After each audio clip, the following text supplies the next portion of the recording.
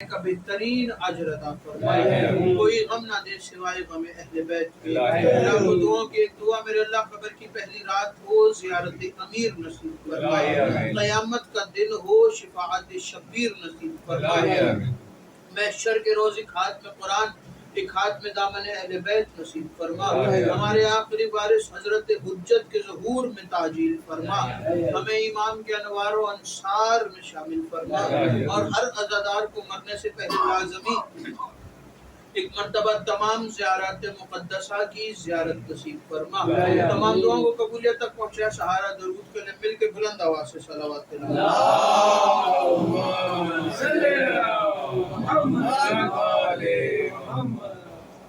مزاج معلّہ کی نفاست کو کرنا گوار نہ گزرے تو صلوات ذرا بلند آواز سے تلاوت۔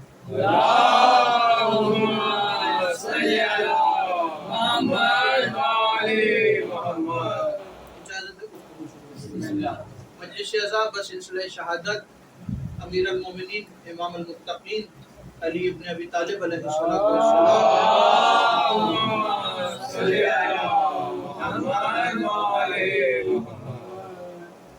منعقد ہے، اور سرنامہ کلام میں رسول خدا کی ایک حدیث بیان کرنے کا شرف حاصل ہوا، نہایت ہی مشہور و معروف اور سب کے سامنے کی حدیث ہے۔ یہ وہ حدیث ہے کہ جو ہر شیعہ فرد نے اپنے بچپن سے ضرور سنی ہے، یا یوں کہوں کہ ہر شیعہ گھرانے کے بچے کو اس کی ماں جو پہلی احادیث یاد کرواتی ہے، ان احادیث میں سے ایک حدیث ہے کہ ذکر علی عبادہ، علی کا ذکر عبادت ہے، علی کا ذکر عبادت ہے۔ اسی سے ملتی جلتی ایک حدیث ہے رسول کی، اور وہ یہ ہے کہ زینوا مجالسکم بذکر علی ابن ابی طالب، اپنی مجلسوں کو زینت دو علی ابن ابی طالب کے ذکر کے ساتھ۔ ایک طرف کہہ رہے ہیں کہ علی کا ذکر عبادت ہے، ایک طرف کہہ رہے ہیں کہ مجلسوں کو زینت دو علی کے ذکر کے ساتھ، یعنی رسول سمجھانا یہ چاہ رہے ہیں کہ علی کا ذکر کرنا عبادت ہے، اور جن مجلسوں میں علی کا ذکر ہوتا ہے بس وہی مجلس عبادت ہوتی ہے۔ جس مجلس میں صرف علی کا ذکر ہو، جہاں علی اور اولاد علی کا ذکر ہو، صرف وہ عبادت ہوتی ہے۔ جہاں غیروں کا ذکر ہو رہا ہو، جہاں ان کا ذکر ہو رہا ہو جو اسلام سے پہلے بت پرست ہوں، جہاں ان کا ذکر ہو رہا ہو جو کلمہ پڑھنے کے بعد آستینوں میں بت چھپا کے نمازیں پڑھتے رہے، تو وہ مجلس عبادت نہیں ہے۔ صرف وہ مجلس عبادت ہے جہاں علی اور اولاد علی کا ذکر ہو۔ رسول کی ایک اور حدیث، رسول نے فرمایا اے علی، آپ کی محبت ایمان ہے، توجہ، اے علی آپ کی محبت ایمان ہے، اور آپ کا بغض نفاق ہے۔ جو آپ سے محبت رکھے گا بس وہی ایمان پر ہے، جو آپ کا بغض رکھے گا وہ کافر ہے، وہ منافق ہے، وہ اس کائنات کا سب سے بڑا منافق ہے جس کے دل میں علی کا بغض ہو۔ اور رسول کی حدیث، رسول نے فرمایا ذکر علی عبادہ، تو ایک شخص کل ہی کی ایک تقریر میں پڑھ رہا تھا یہ بات کہ رسول نے جب فرمایا کہ ذکر علی عبادہ، تو ایک شخص آیا اور آ کر کہنے لگا کہ یا رسول اللہ، آپ نے کہا کہ علی کا ذکر کرنا عبادت ہے، اور میں مانتا ہوں کہ ذکر کے دو کمال ہیں، ذکر کیا بھی جا سکتا ہے اور ذکر سنا بھی جا سکتا ہے، لیکن یا رسول اللہ نہ میں بول سکتا ہوں نہ میں سن سکتا ہوں، یا رسول اللہ میں کیا کروں؟ تو رسول نے فرمایا کہ النظر الی علی عبادہ، علی کی طرف دیکھنا عبادت ہے، علی کی طرف دیکھنا عبادت ہے۔ ایک شخص پہنچ گیا اور کہنے لگا کہ یا رسول اللہ نہ میں آنکھیں رکھتا ہوں، اس سے گفتگو کر رہا ہے وہ رسول ہے کہ جو دلوں کے حالوں کو جانتا ہے، یہ وہ رسول ہے کہ جو کنکر اٹھائے تو کنکر ہاتھوں پہ کلمہ پڑھتے ہیں، تو یہ بے زبان کی زبان کو بھی سمجھنے والا رسول ہے۔ اس نے کسی طریقے سے رسول تک پیغام پہنچایا کہ یا رسول اللہ نہ میں دیکھ سکتا ہوں نہ میں سن سکتا ہوں نہ میں بول سکتا ہوں، میں کیا کروں؟ تو رسول نے فرمایا حب علی عبادت، علی کی محبت عبادت ہے، علی کی محبت عبادت ہے۔ رسول نے کہا تم یہ تو کہہ سکتے ہو کہ میں آنکھیں نہیں رکھتا، تم یہ تو کہہ سکتے ہو کہ میں کان نہیں رکھتا، تم یہ تو کہہ سکتے ہو کہ میں زبان نہیں رکھتا، لیکن یہ کیسے کہو گے کہ میں دل نہیں رکھتا؟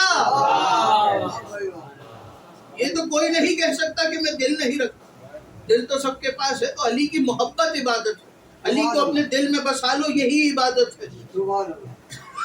امیر المومنین، خدا نے ہم پر احسان کیا ہے کہ ہمیں علی جیسا امام دیا ہے، خدا نے ہم پر کرم نوازی کی ہے کہ خدا نے ہمیں علی اور حسین جیسے پیشوا دیے ہیں۔ اگر علی اور حسین جیسے پیشوا ہمیں نہ ملتے تو پھر ہم بھی انہی کو مان رہے ہوتے جنہیں دنیا غنی کہتی ہے، پھر ہم بھی انہی کو مان رہے ہوتے جو بتوں کو پوجتے رہے۔ تو ہمیں تو وہ ملے ہیں کہ جنہوں نے خدا کو منوایا ہے۔ ایک شخص کہنے لگا کہ یا علی آپ خدا ہیں، تو مولا نے وہی سجدے میں سر رکھا اور کہا کہ خبردار، میں خدا نہیں، بلکہ خدا وہ ہے جسے علی سجدہ کر رہا ہے، خدا وہ ہے کہ جسے علی سجدہ کر رہا ہے۔ تو امیر المومنین نے بتایا کہ سنو، بے شک خدا نے علی کو اپنا چہرہ دیا ہے، بے شک خدا نے علی کو اپنی زبان دی ہے۔ اور یہاں پہ بات روک کے آپ کے حوالے کروں کہ جب کعبے میں امیر المومنین آئے تو رسول نے اپنے ہاتھوں پہ اٹھا کے کہا تھا کہ لحموں کا لحمی یا علی، دموں کا دمی یا علی، جسموں کا جسمی یا علی، روحوں کا روحی یا علی، یا علی تیرا نفس میرا نفس، یا علی تیری روح میری روح، یا علی تیرا جسم میرا جسم، یا علی تیری ہڈیاں میری ہڈیاں، یا علی تیرا خون میرا خون۔ جب رسول نے یہ جملے کہے تو آسمان سے آواز آئی کہ اے محمد، آدھا علی تو تو نے لے لیا، اب ہماری طرف سے کہہ دے کہ وجہ اللہ علی ہے، عین اللہ علی ہے، لسان اللہ علی ہے، ید اللہ علی ہے، اذن اللہ علی ہے، جنب اللہ علی ہے۔ جب اللہ کے کہنے پر رسول نے یہ القابات امیر المومنین کو دیے تو اب آپ کے حوالے جملہ کر رہا ہوں کہ آدھا علی تو اللہ لے گیا، آدھا علی نبی لے گیا۔ علی سے دشمنی سوچ کے کرنا، جو بھی علی سے دشمنی کرے گا آدھی لعنت اللہ کی طرف سے آئے گی، آدھی نبی کی طرف سے۔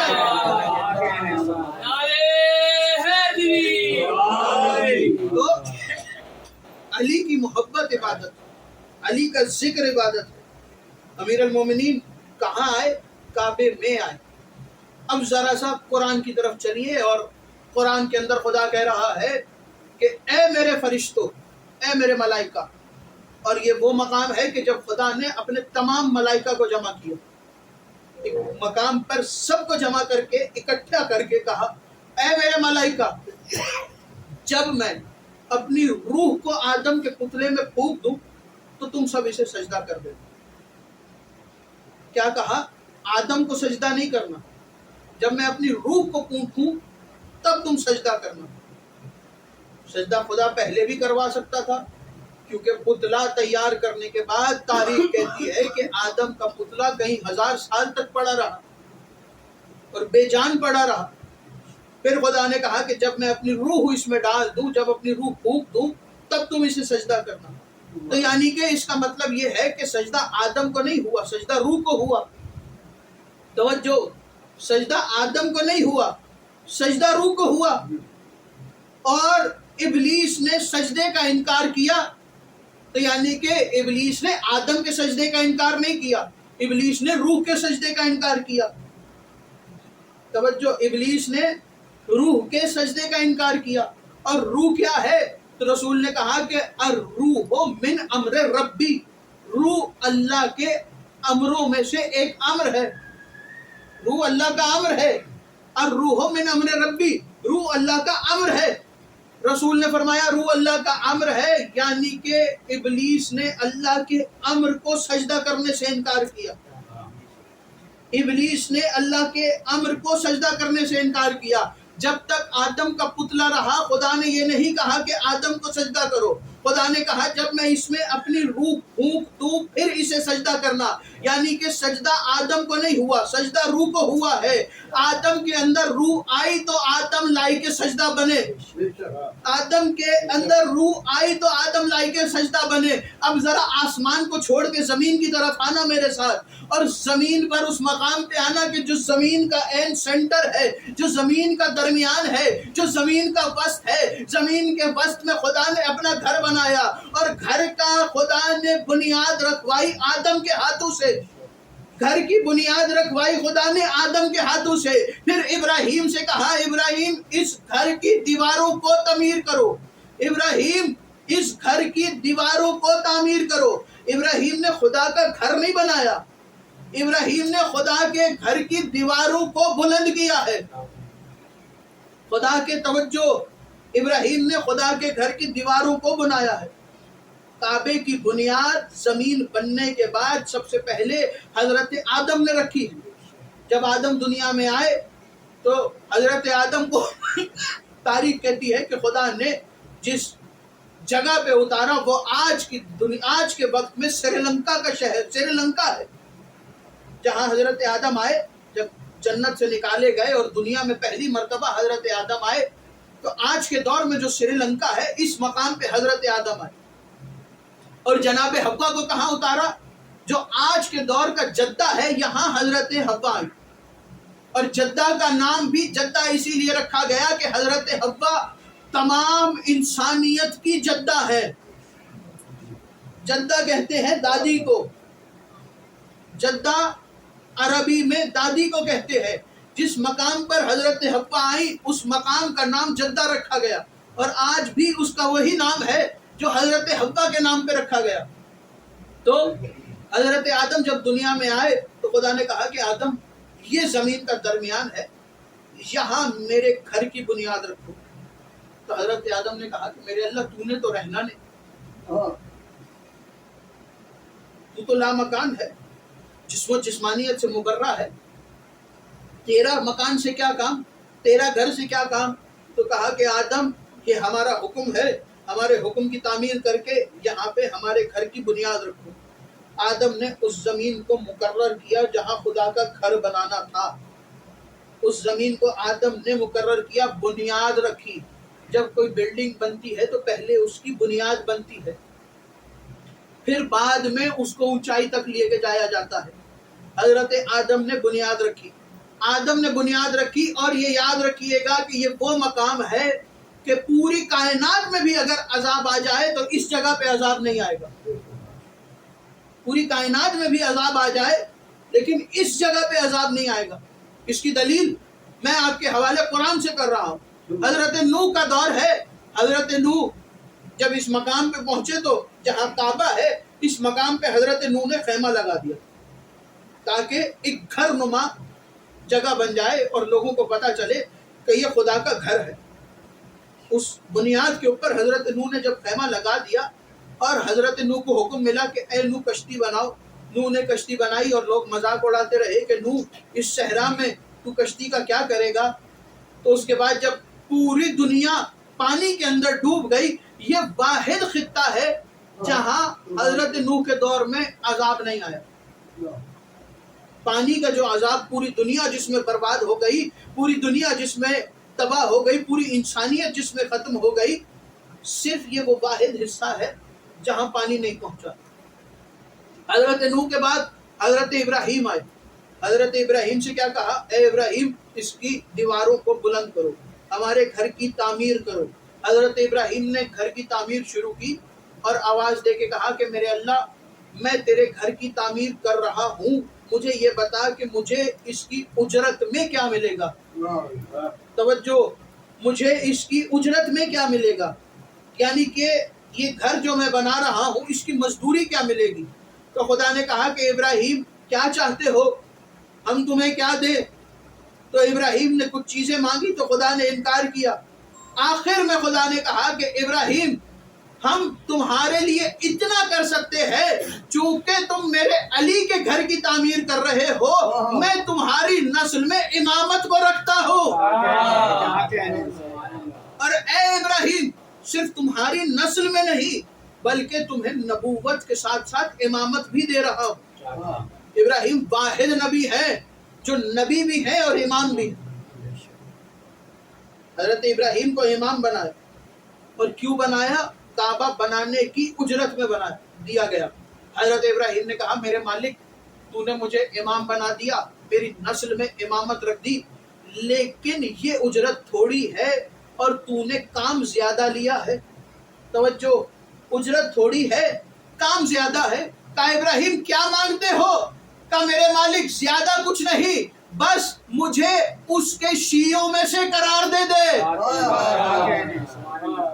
بس مجھے اس کے شیعوں میں سے قرار دے دے۔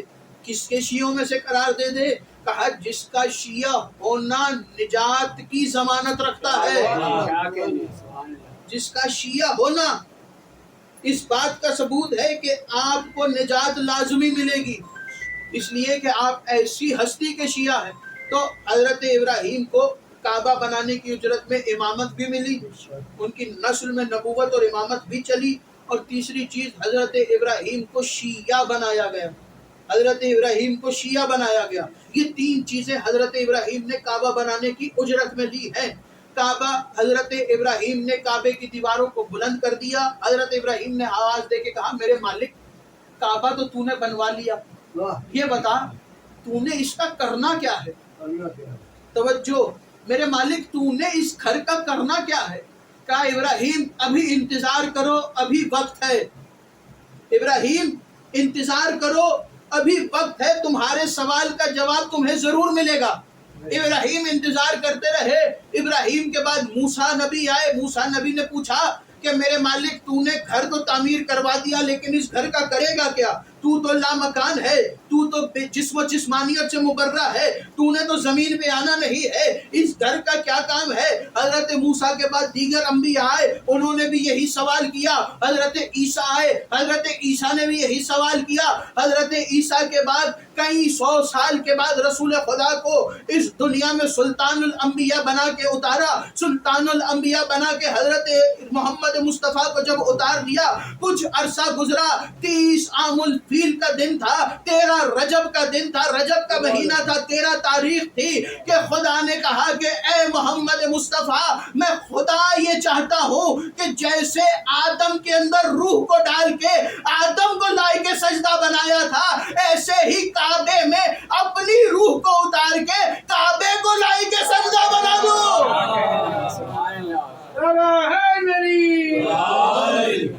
کعبے میں اپنی روح،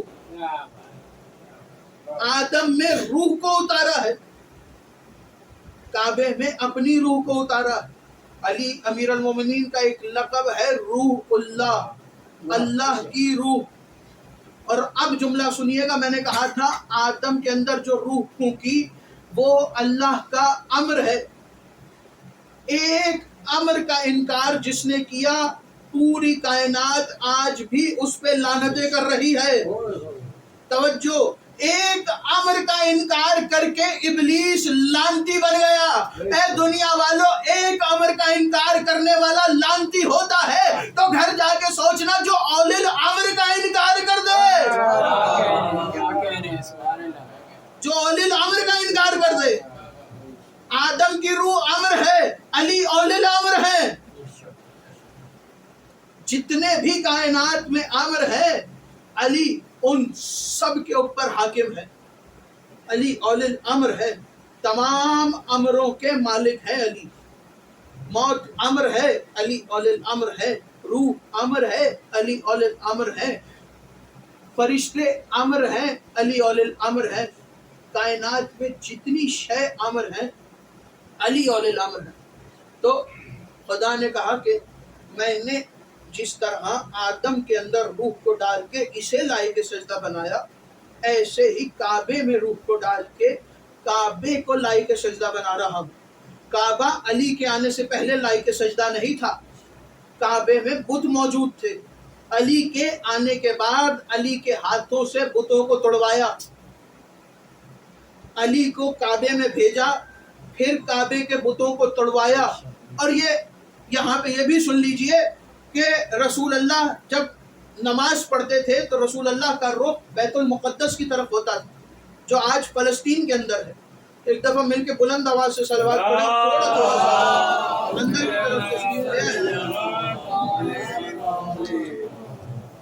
اس سے بھی بہتر بلند آواز سے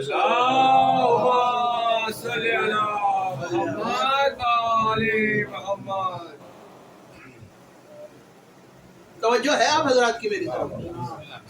ایک ذرا بیدار سی صلوات پڑھیں تاکہ مجھے یقین ہو جائے کہ آپ حضرات کی توجہ میری طرف ہے۔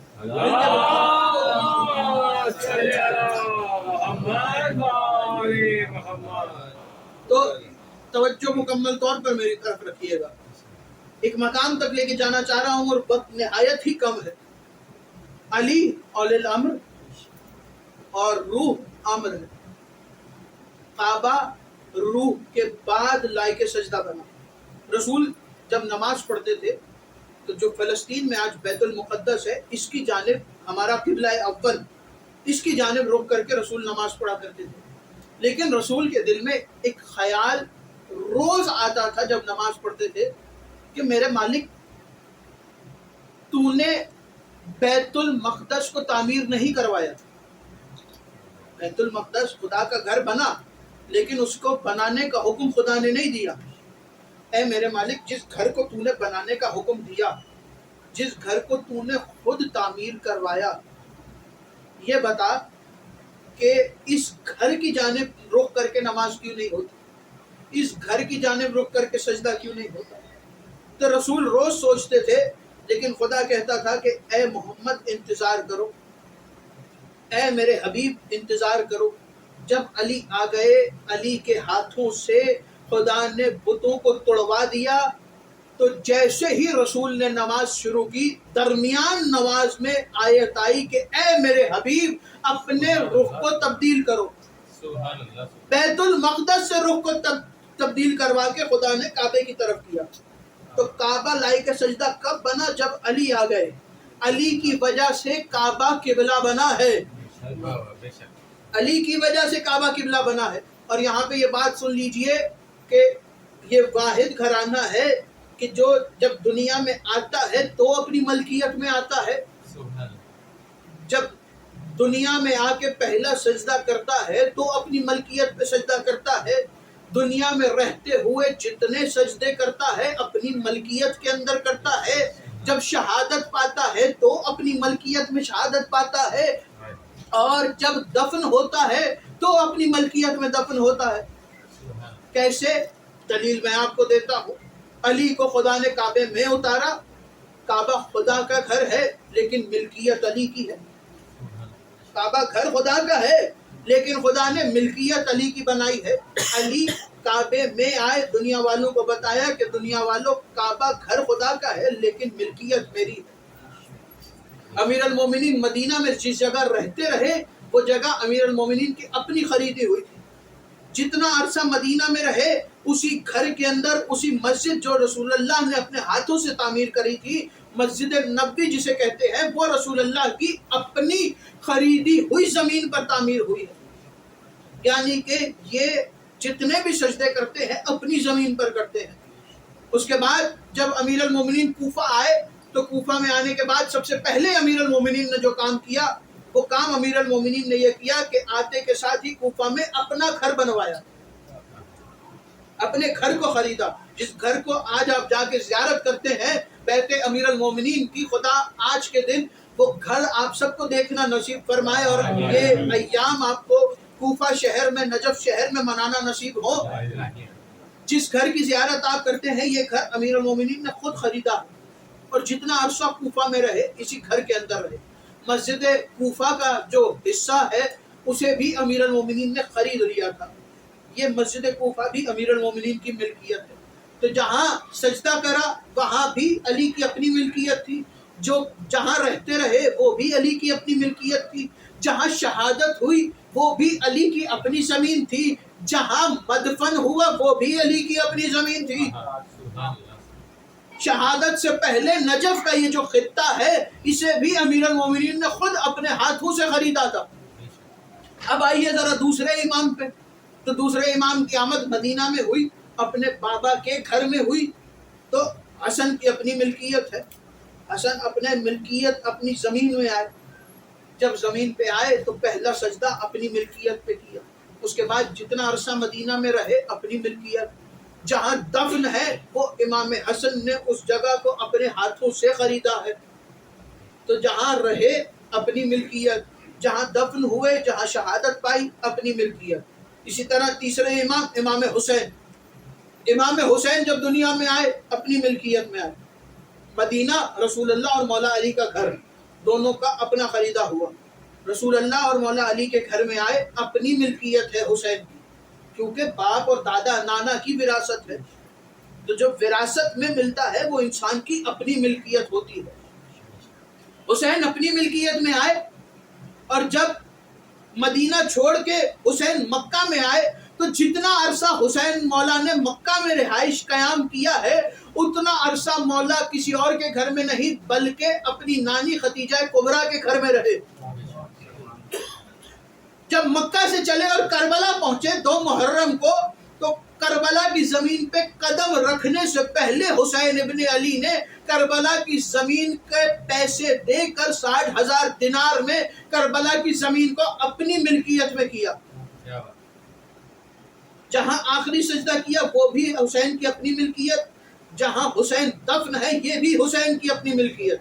اور جملہ سن لیجئے، جہاں آج مولا کا روزہ ہے، حضرت ابراہیم کا، یہاں حضرت ابراہیم کے دور میں ان کا گھر تھا، مولا حسین کا روزہ حضرت ابراہیم کا جہاں گھر تھا وہاں تعمیر ہے۔ اب آئیے سید سجاد، تو مولا اپنے گھر میں آئے، اپنے ہی گھر کے اندر شہادت، اور جہاں مدفن ہے وہ بھی مولا کی خریدی ہوئی زمین۔ اسی طرح 5ویں مولا، 6ٹھے مولا، پھر 7ویں مولا جب اس دنیا میں آئے تو مکہ اور مدینہ کے درمیان ایک شہر ہے ابوا، جناب امام موسی کاظم کی ماں کی طرف سے ان کو وراثت میں ملا ہے، اس مقام پر مولا کی آمد ہوئی ہے۔ تو جہاں آئے اپنی ملکیت، جب کاظمین گئے تو جہاں شہادت کے بعد جہاں مدفن ہے، یہ جو مولا کا روزہ ہے شہادت سے پہلے اسے مولا نے خریدا، اور خرید کر اپنی ملکیت میں امام موسی کاظم دفن ہوئے۔ جب امام رضا مشہد کی جانب سفر کیا تو جانے سے پہلے یہ جو پورا مشہد کا علاقہ ہے اسے امام رضا نے خریدا، اور جہاں دفن ہے اپنے علاقے میں دفن ہے، کسی اور کی سرزمین نہیں ہے، اپنی سرزمین میں دفن ہے۔ اسی طرح آخری 3 امام جو آج سامرہ اور عسکرین کے جو 2 روزے ہیں، عسکرین کا جہاں 2 امام دفن ہے، امام محمد تقی جب مدینہ سے چلے تو مدینہ سے جانے سے پہلے مولا نے اپنے وکیلوں کے ذریعے پیسے بھجوا کر اس جگہ کو خریدا تھا۔ تو یہ جب بھی آتے ہیں اپنی ملکیت میں آتے ہیں، جب بھی شہادت ہوتی ہے اپنی ملکیت میں ہوتی ہے، جب بھی مدفن ہے جس کا بھی مدفن ہے اپنی ملکیت میں مدفن ہے۔ تو یہ کسی کی سرزمین پہ نہیں آئے، اپنی سرزمین پہ آئے ہیں، اور انہوں نے یہ بتایا ہے کہ دنیا والوں ہمیں دنیا کی ضرورت نہیں ہے، دنیا کو ہماری ضرورت ہے۔ امیر المومنین نے جناب عمار یاسر سے کہا تھا، ایک دن امیر المومنین کوفہ کے دارالعمارہ کی چھت پہ ٹہل رہے تھے، اور چہرے پہ کبھی پریشانی کے آثار ہیں اور کبھی خوشی کے آثار، توجہ، کبھی پریشانی کے آثار ہیں اور کبھی خوشی کے آثار۔ عمار پیچھے پیچھے مولا کہ یا علی کیا ہو گیا، یا علی کیا ہو گیا، کبھی پریشان ہو رہے ہیں کبھی خوش ہو رہے ہیں۔ تو امیر المومنین نے فرمایا کہ اے عمار، میں قیامت تک کا منظر دیکھ رہا ہوں، میں قیامت تک کے آنے والے لوگوں کے حال دیکھ رہا ہوں اور ان کے حالات دیکھ رہا ہوں۔ تو عمار نے کہا مولا مجھے بھی کچھ بتائیے۔ تو کہا عمار تم جانتے ہو یہ جتنے بھی مجھ سے دشمنی رکھتے ہیں، اگر میں ان سے کہوں کہ میری دشمنی چھوڑو، میں پوری کائنات تمہارے نام لگاتا ہوں، تو یہ کائنات کو نہیں لیں گے بلکہ میری دشمنی کو قبول کریں گے۔ میں اس بات پہ غمزدہ ہوں کہ کس طریقے سے یہ کائنات کو، دنیا کو اور آخرت کو چھوڑ کے علی کی دشمنی لے رہے ہیں، ان کا آخرت میں کیا حال ہوگا۔ اور عمار نے کہا پھر یا علی خوشی کس بات کی ہے؟ تو کہنے لگے کہ خوشی اس بات کی ہے، یہ آپ کے لیے ہے، خوشی اس بات کی ہے کہ جتنے بھی میری محبت اپنے دل میں رکھتے ہیں، اے عمار اگر میں ان سے کہوں کہ میری ولایت و محبت مجھے واپس کر دو، میں پوری کائنات کو سونے کا کر کے تمہیں دیتا ہوں، وہ کہیں گے یا علی ہمیں کائنات نہیں چاہیے، ہمیں بس اپنی محبت و ولایت دے دیجئے، اے علی ہمیں بس آپ کی محبت اور ولایت چاہیے۔ اور اس کائنات میں علی کی ولایت اور محبت سے بڑا خزانہ کوئی ہے ہی نہیں۔ ایک شخص مولا کے پاس آیا اور آ کر کہنے لگا کہ مولا میرے لیے دعا کیجئے، میں بہت غریب ہوں اور میرے پاس کچھ کھانے کو بھی نہیں ہے اور فاقے ہیں گھر میں۔ تو مولا نے کہا کہ غلط بیانی کر رہا ہے۔ اس نے کہا مولا پورا شہر جانتا ہے کہ پورے شہر میں سب سے غریب انسان ہوں میں، میرے گھر میں فاقے ہیں اور آپ کہہ رہے ہیں کہ میں غلط بیانی کر رہا ہوں۔ تو مولا نے کہا کہ بے شک تیرے گھر میں فاقے ہیں، لیکن کائنات کی سب سے قیمتی شے تیرے پاس ہے۔ اس نے کہا مولا ایسی کون سی شے ہے جو میرے پاس ہے اور مجھے خبر نہیں ہے؟ تو مولا نے کہا کہ اگر تو وہ شے مجھے دیتا ہے تو میں پوری دنیا تجھے دینے کو تیار ہوں۔ اس نے کہا مولا کیا ہے وہ شے جس کے بارے میں مجھے علم نہیں ہے کہ میرے پاس اتنی قیمتی شے ہے کہ آپ اس کے بدلے میں پوری کائنات پوری دنیا دینے کو تیار ہے؟ تو اس مولا نے کہا کہ سنو تمہارے پاس ہماری ولایت و محبت ہے، ہمیں وہ واپس کر دو، پوری دنیا کو لے لو۔ تو اس نے ہاتھوں کو جوڑا اور ہاتھوں کو جوڑ کے کہا کہ مولا میں غریب ہی صحیح ہوں، اگر میرے پاس آپ کی محبت اور ولایت ہے تو اس سے بڑی امیری کیا ہے، کائنات میں اس سے بڑی امیری کیا ہے۔ اور تاریخ نے دیکھا وہ منظر کہ جو دنیا کو رزق تقسیم کرتے تھے، کائنات کو امیر بناتے تھے، جو کائنات کے امیر تھے، تاریخ نے وہ منظر بھی دیکھا کہ کائنات کے امیر کو کس طریقے سے سجدے کے اندر رکوع سجدے کی حالت میں مصلے کے اوپر کائنات کے امیر کے سر پہ ضرب لگائی گئی۔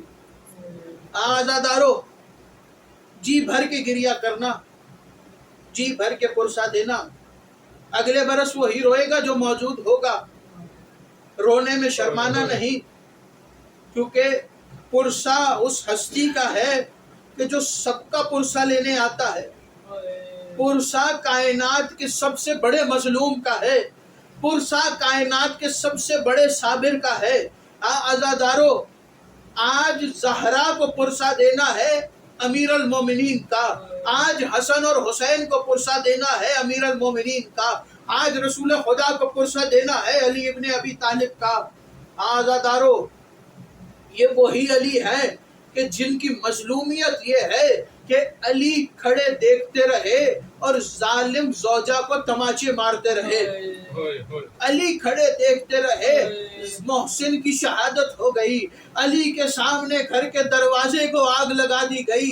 عزادارو یہ وہی علی ہے جو اتنے مظلوم ہے کہ بعد از شہادت رسول فوراً مسلمانوں نے علی کے گلے میں رسی ڈال دی۔ عزادارو مدینہ شہر میں اب آئیے ذرا کوفہ، 40 ہجری کا رمضان ہے اور امیر المومنین منبر پہ تشریف فرما ہے، کہنے لگے کوفے والو یہ بتاؤ کہ کیا میں تمہارا اچھا امیر نہیں ہوں؟ تو کوفے والوں نے کہا کہ مولا ہمیں آپ سے اچھا امیر آج تک نہیں ملا، کوفے والوں یہ بتاؤ کہ کیا میں نے کبھی کسی یتیم کو تنگ کیا ہے؟ کہا مولا آپ تو یتیموں کے لیے سب سے زیادہ شفیق تھے، آپ تو کوفے کے بچے، وہ بچے جو یتیم ہو گئے تھے، آپ کے آنے کے بعد ایسا لگتا تھا کہ کوفے کے بچوں کو ان کا باپ دوبارہ مل گیا ہے۔ یا علی آپ نے کوفے کے بچوں کو سینے سے لگایا، یا علی آپ کی وجہ سے کوفے کے بچوں کو ان کے باپ کی کمی محسوس نہیں ہوئی۔ کہنے لگے کہ کوفے والوں یہ بتاؤ کیا کبھی میں نے کسی اسیر کو پریشان کیا ہے؟ کہا نہیں یا علی آپ تو اسیروں کے لیے بھی رحمت برتتے تھے، یا علی آپ ان کو بھی شفقت میں برتتے تھے تو کہنے لگے کوفے والوں آج علی سے وعدہ کرو. کہ مولا کون سا وعدہ کرنا ہے؟ کہ کوفے والوں وعدہ کرو کہ اگر علی دنیا سے چلے جائے علی کے بعد کبھی کسی یتیم کو تماچے نہ مارنا, کبھی کسی اسیر کو پتھر نہ مارنا. اجرکم من اللہ, اجرکم من الزہرا, خدا کسی غم میں نہ رلائے سوائے اس غم کے. آزادارو, امیر المومنین 18 رمضان آخری افطار اپنی بیٹی کے گھر کیا ہے.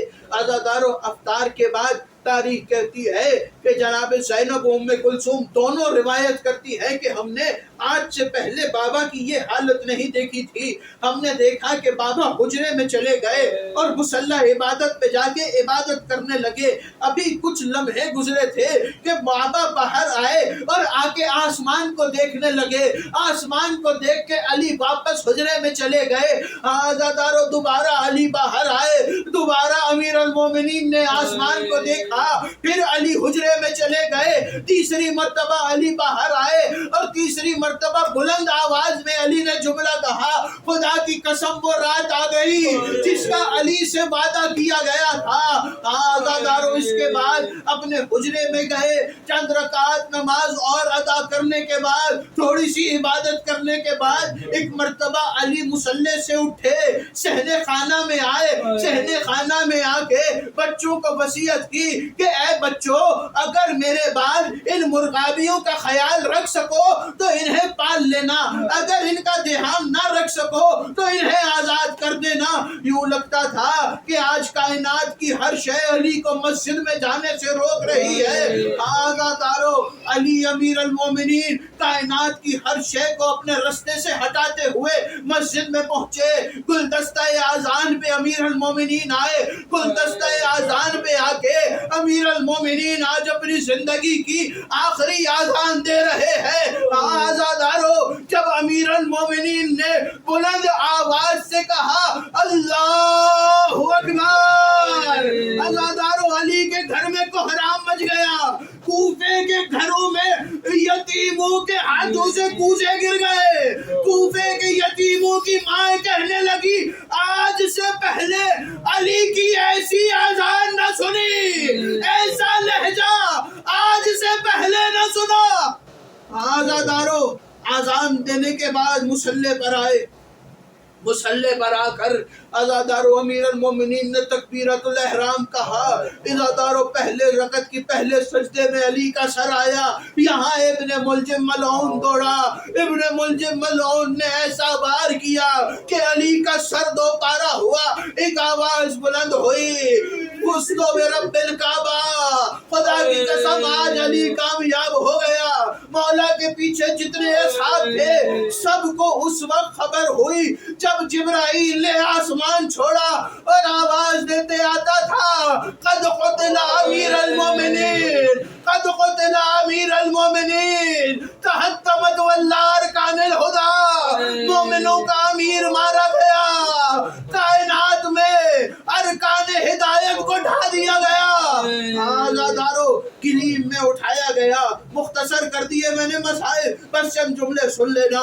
آزادارو, کلیم میں اٹھایا گیا, گھر کی جانب لے کے چلے. جب رستے میں ہے علی, جیسے جیسے گھر قریب آ رہا ہے علی کہتے جا رہے ہیں حسن تم گریہ نہ کرو, حسین تم گریہ نہ کرو, اے حسین تم گریہ نہ کرو, تمہارا گریہ رسول اللہ کو بھی برداشت نہ تھا. اے حسین تم نہ رو, اے حسن تم گریہ نہ کرو. آزادارو, گھر کے قریب پہنچے, کہنے لگے کہ حسن میرے اصحاب کو واپس بھیج دو. اصحاب کو واپس بھیجا. آزادارو, گھر میں داخل ہوئے اور کہنے لگے کہ مجھے اس مقام پر لے جایا جائے جہاں میرا مصلی بچھا ہے. آزادارو, اس حجرے میں لایا گیا. بیٹیوں نے باپ کو دیکھا. آزادارو, باپ کو بیٹیوں نے دیکھا, باپ نے بیٹیوں کو دیکھا. آزادارو, جب ایک دوسرے کو دیکھا تو وہ جو سارے رستے کہتا آ رہا تھا کہ حسن گریہ نہ کرو, حسین گریہ نہ کرو, جب زینب کو دیکھا, زینب کو سینے سے لگا کے آواز دے کے کہنے لگے عائشہ, بھائی زینب. آزادارو, علی گریہ کر کر رہے ہیں یہ وہ علی ہے جو فاتح خیبر ہے۔